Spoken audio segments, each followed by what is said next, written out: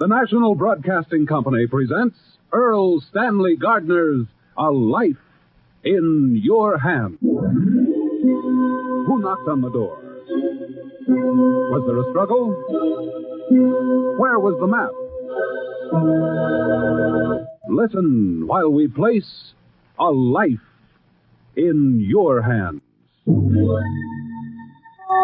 You never know when you step from the safety of your home when you may witness a violent death and be called upon to testify as to what you saw and heard. Murder is a dark enigma that strikes fear into the heart of man. Strange, baffling, mysterious. But the darkest crime one man can invent, another man can unravel. Such a man is Jonathan Kegg, created by Earl Stanley Gardner, the world's most popular writer of mysteries, creator of Perry Mason, Doug Selden, and other outstanding characters. Anything else, Miss Rogers? Here's something, Mr. Kegg. A note from the alumni secretary at the university. He suggests you come visit a few days. Every time I go up there, I'm tapped for part of a new baseball diamond or a stained glass window in the chapel. You never seem to mind, Mr. Kegg. It's worth it to talk with some of my old professors again. At least you'd be away from murders and crime. Maybe so. I can't think of any reason why a killer would pick a town that small or a campus that quiet. But you never know. You never know when you may be called upon to testify to an act of violence in which you have become involved quite innocently.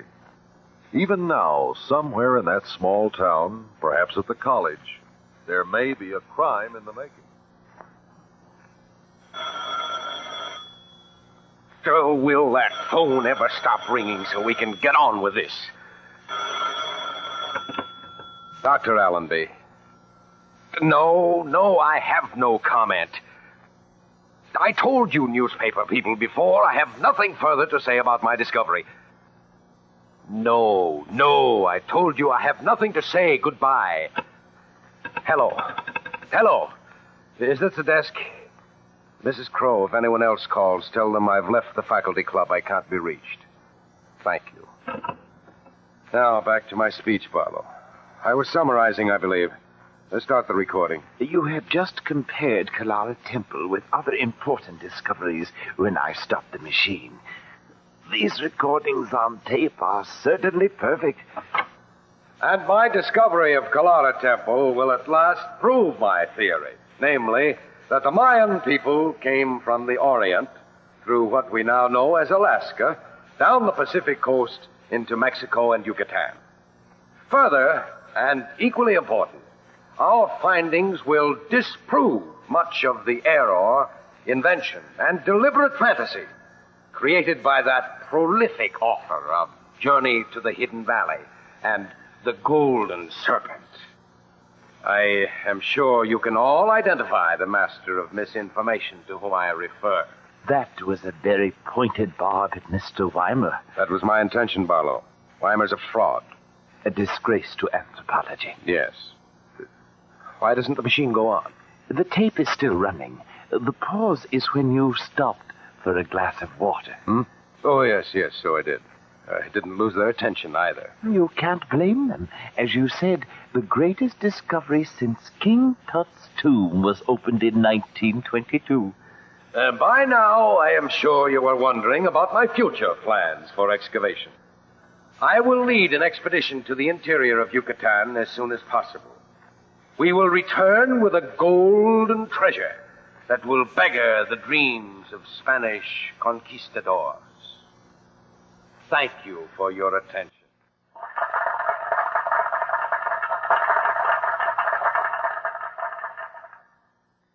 Exceptional paper, Dr. Allenby. Yes, Barlow.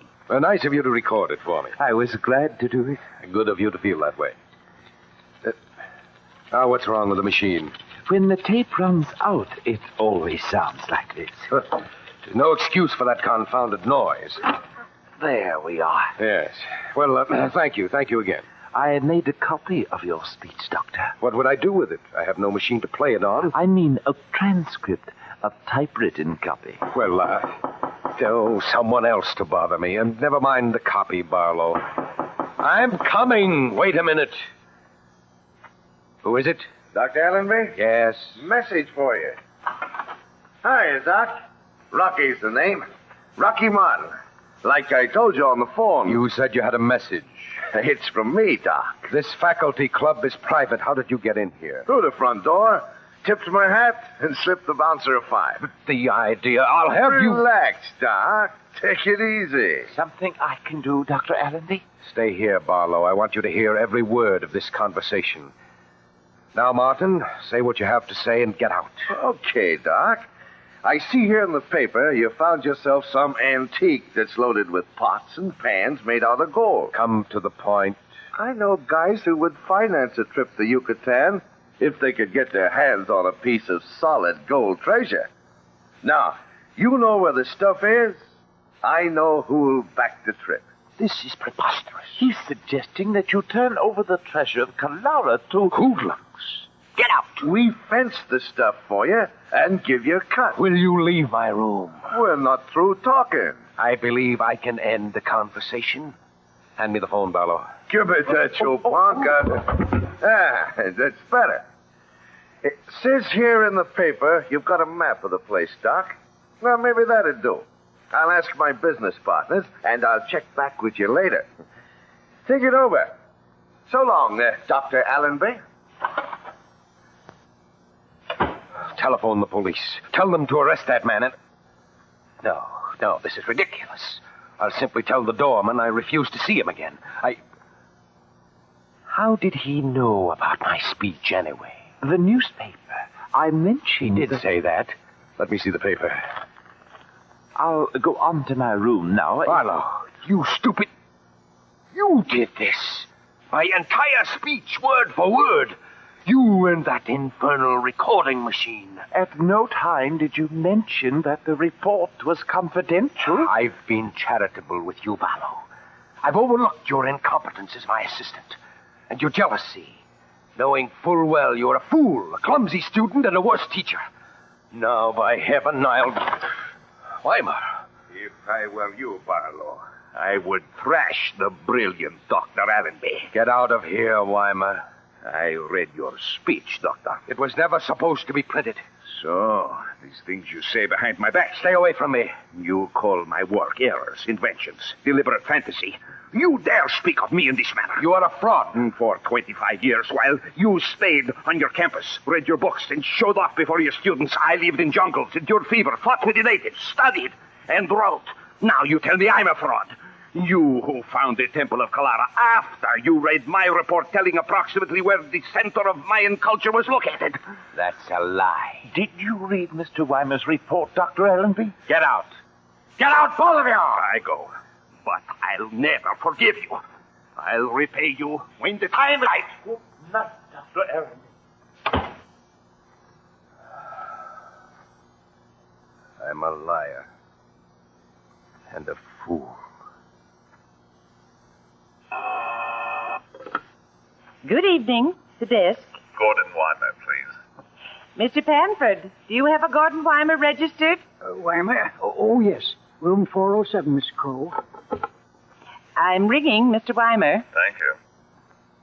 Dr. Allenby told Chief Norcott 2 men are bothering him. Allenby's an old fuss budget. I heard him talking to you, Mr. Panford. How did I know he wouldn't want to see any reporters? His speech was in the paper. Only the man wasn't a reporter. He said he was. I'm sorry, there's no answer in 407. Any message for Mr. Weimer? No, thank you. The man said Dr. Allenby was expecting him. $5 and you were sure. I certainly can't blame Dr. Allenby for... Good evening, the desk. Is that you, Mrs. Crow? Hello, Professor Barlow. I'm dictating a letter, and I've come upon a word I can't spell. Maybe one of us will know. Professor Barlow can't spell a word. No. What is it? What's the word, Professor? You remember years ago they opened a tomb in Egypt, a king's tomb in one of the pyramids. They called him King Tut. King Tut. T-U-T. That's all I remember. I'm sending this letter to another professor and quoting Dr. Allenby. I just can't say King Tut. The full name is Tutankhamun. Oh, dear. He has to have the full name.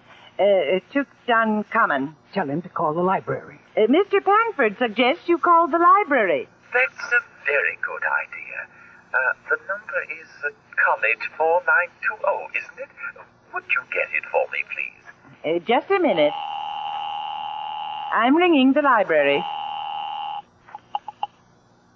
Library. Go ahead, please. Would you mind checking the spelling on the name of King Tut of Egypt? It's pronounced Tutankhamun. Oh, we're about ready to close. Almost 10 o'clock. I would appreciate it. Well, I'll have to go to the reference room. Take me a few minutes. I don't mind waiting. Suit yourself. Is she going to look it up for you? Yes, I told her I'd hold the line. I hope that won't tie up your switchboard, Mrs. Grove. I'm not very busy. I could hold the call here. Ring you when she comes back. No, don't trouble. I'll just go on dictating my letters. All right, Professor. Let me see. Mr. Robert Kenneth, Harbin and Line Publishers, 120 Park Avenue, New York. Dear Bob, I hope by now you have looked over my latest draft on the manuscript and find it to your approval. Imagine that. Professor Barlow thought we could spell Tutankhamun, or whatever it is. One of the few around here that gives the help any credit. Most of them treat us like, just a minute, young man. Where do you think you're going? I told you once tonight, pal. I've got business with Dr. Allenby. He told me to keep you away from his room. That's so. Now you get out of this building before I call the police. Okay. There's lots of ways to skin a cat. What does that mean? Skip it, Horatius. See you around. Did you see him? The same man. He tried to break in here again. That's nerve for you. Today, Dr. Allenby presented his paper to the Archaeology Society and caused a sensation. You know how the tyrant can spellbind the crowd. Well, this time he outdid. Good evening. The desk. This is Gordon Weimer, 0407. I'm checking out in a few minutes. I want my bill ready so I can pay when I leave. Thank you. Get 407's bill ready. He's checking out. To Mr. James Roche, 1423. How long should it take to look up a simple word in a reference book? And good evening. The desk. Hello. This is the desk. Hello, Dr. Allenby? Oh, this switchboard. Pan, something's wrong with Dr. Allenby's line. Appreciating your cooperation, I remain truly yours, John Barlow. I can hear Mr. Barlow all right. Hello. Hello, Mr. Barlow? Hello, this is the library. Hello, can you hear me? Yes, I'm listening. The spelling on that word is Tutanken with an umlaut over the U. Thank you very much. Goodbye. What's wrong with this switchboard? Hello, Dr. Allenby. Dr. Allenby. Mr. Panford, Dr. Allenby doesn't answer his phone. It's off the hook, but I can't get him to answer. That newspaper fella. Maybe he got in the back way. Call the police, Miss Crow. I'm going upstairs. Be careful. Be careful, Mr. Panford. Go on, Mr. Panford. Dr. Allenby was lying near the table, face down, arms outstretched with a dagger in his back. His telephone was lying on the floor beside him. When did the police arrive? A few moments later. Thank you, Mr. Panford. That'll be all. Coroner Broman. Yes, what is it you want? Well, my name is Jonathan King. I'm an alumnus of the university, and I have many friends here. I'd like to offer my services. In what capacity? I often serve as amicus curiae in cases of this kind. Amicus... Oh, yes, of course. I believe I recall your name, Jonathan King. Well, certainly. Pull up a chair. Thank you. Quiet, everybody. Now, this gentleman is Mr. King. He has a national reputation for serving as an amicus curiae, a friend of the court. He's kindly offered to help me in this inquest. Understand now, he represents no one. He simply uses expert knowledge and experience and his ability to cross-examine to get at the truth. Anything more, Mr. Creek? I believe that covers it. You go right ahead. Call Rocky Martin. I'm not satisfied with some of his answers. Mr. Martin, will you return to the stand? Will you tell us again what you did after you were ordered to leave the faculty club? The first time or the second time? The second time. I drive to the nearest place that's open, buy a cup of coffee, and try to figure out what to do next. Maybe I call my partners and tell them I'm getting the brush off. Maybe I forget the whole thing. Can you prove you were in a cafe at the time Dr. Allenby was killed? One of the girls on the counter might remember me. I gave her a little routine. She says, get lost. We'll check on that. Now, will you tell us why you came to the campus to see Dr. Allenby? I stopped in town for a hamburger. I see in the paper about a professor who knows where to lay hands on buried treasure. Being a small boy at heart, I figured it'd be good to pick up the doc and go digging. I call long distance a few other guys who say they'll bankroll the trip if the doc guarantees a payoff. What next is logical. I go see the doc. And he refuses to cooperate? He is insulting. He calls me a hoodlum. Me. So you threaten to return and take the map that shows where the treasure is located. I say maybe the map will do. Chief of Police Norcart has testified that Dr. Allenby telephoned and said you threatened to take the map. He asked for police protection. Maybe the doc was upset. Ask the little guy over there, Mr. Barlow. He heard what I told Allenby. Why did you try to see Dr. Allenby again? Give him a little time and people change their minds, you know. What was his answer? Like I say, I never popped the question. I never got upstairs. That will be all. Next, please, Professor John Barlow.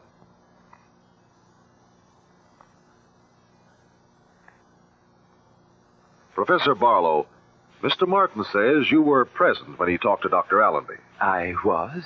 What happened at that meeting?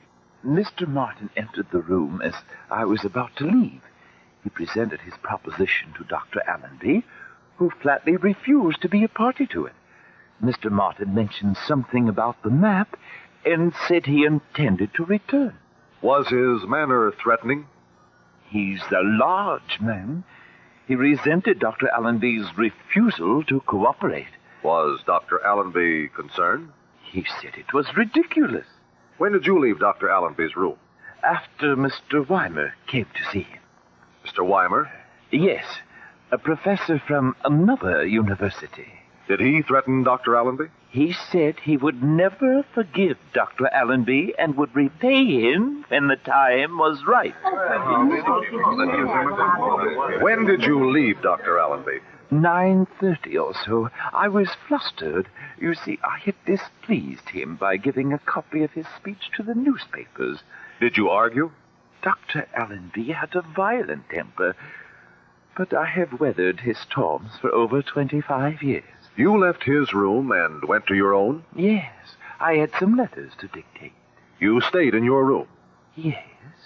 You were on the same floor, near Allenby's room? Yes, a few doors away. You heard no unusual sounds? No loud conversation? No. I really can't remember. Thank you. That will be all. Mr. Gordon Weimer, please. Mr. Weimer, you were in Dr. Allenby's room on the night he was murdered, and you threatened him.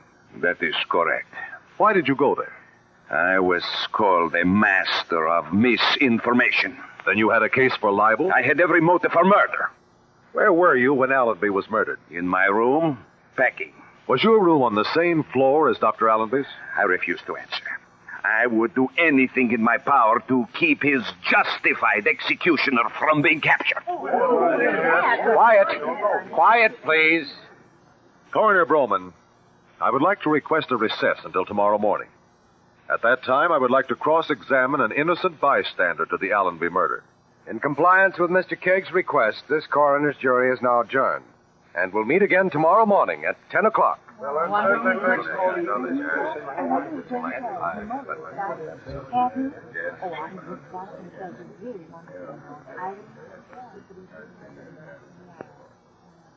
Do you recognize the three men seated directly in front of you? I do.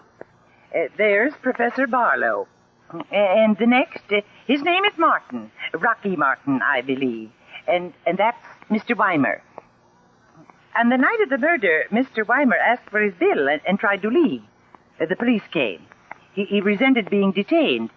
When he heard what had happened, he started to cheer. I believe Mr. Weimer called you earlier in the evening. A few minutes before Dr. Allenby was murdered. He said he was leaving. I was surprised he was in his room because I had rung a little while before. There was no answer the first time? No, sir. This Mr. Martin, are you sure he left the building? He walked toward the door. That's all I saw.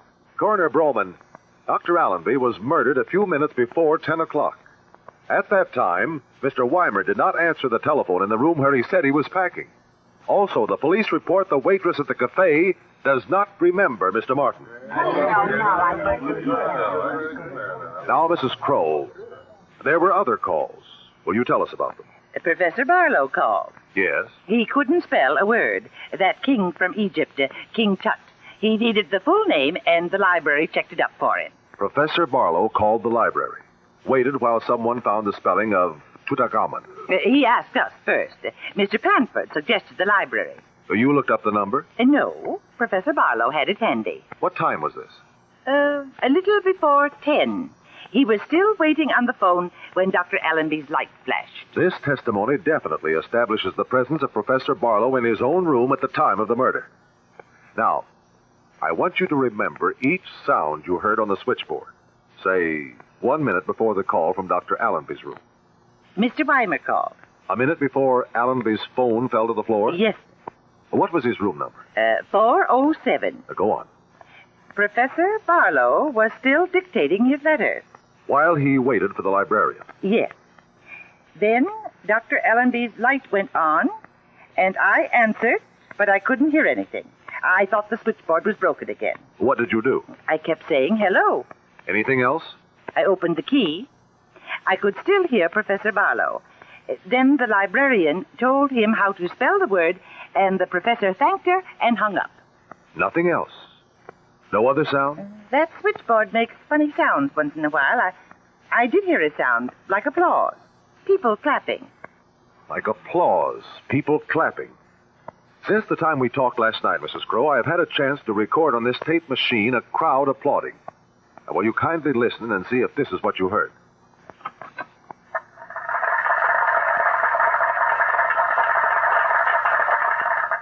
No, that's not right. It was lighter. Further away.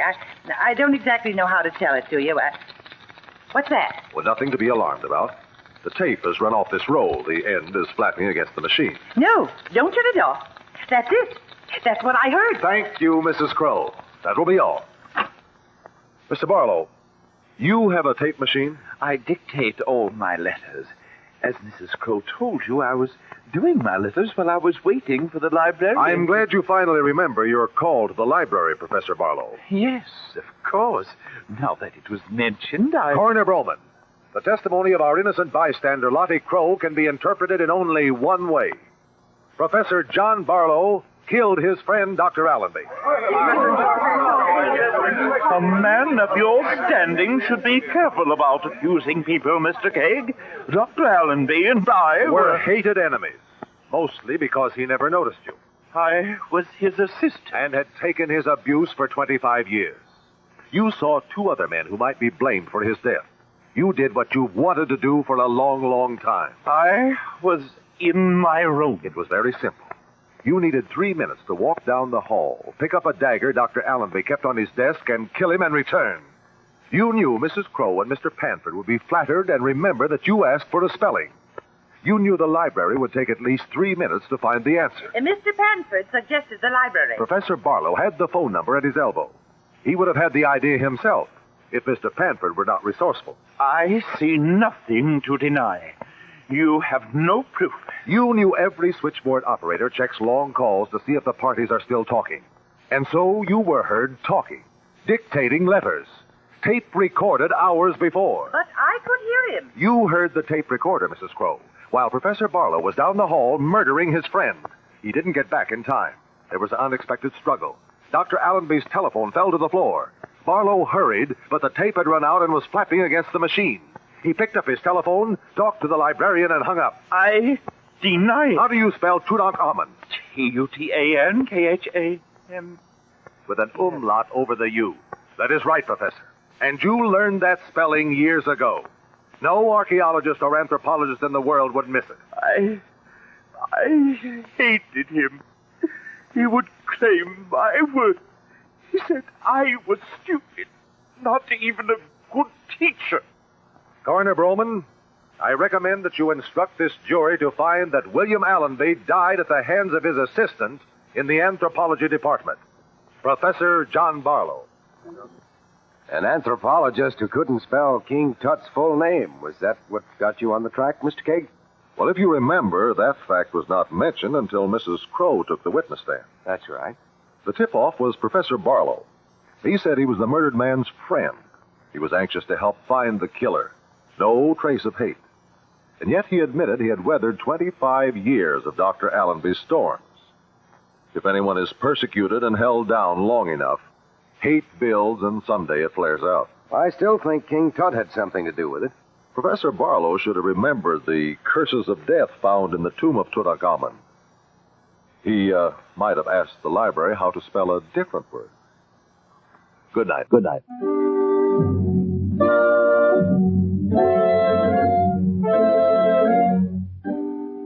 A Life in Your Hands is created by Earl Stanley Gardner, with script by Doug Johnson, directed by John Cowan. Jonathan Kegg is played by Carlton Cadell, with musical effects by Adele Scott, conducted by Whitey Berquist. This has been a partially transcribed Bell production. And this is George Stone inviting each of you to be with us again next week.